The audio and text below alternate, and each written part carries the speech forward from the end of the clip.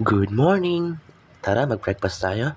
Ngayon, gumising tayo ng 3:30 ng madaling araw dahil ngayon araw po ay ng Lunes para ako ay pumunta ng school ng mas maaga para hindi tayo malate.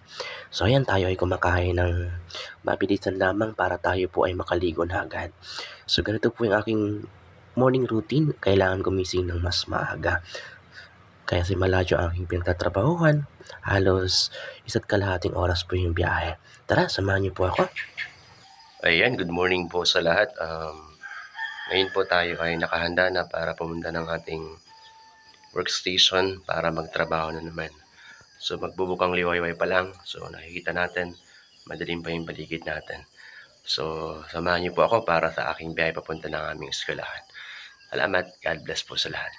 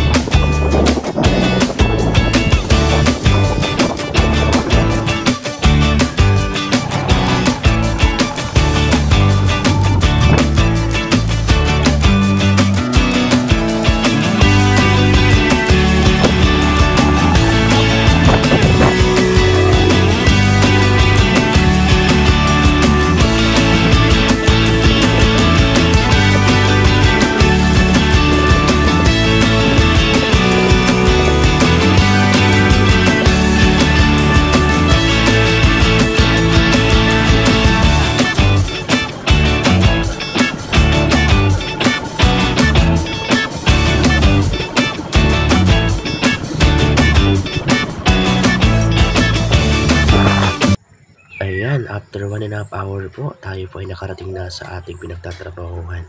Dito po ako nagtatrabaho at ako po ay nagtuturo din dito po sa school. So, maraming salamat po sa panonood at sinamahan niyo po ako hanggang dulo.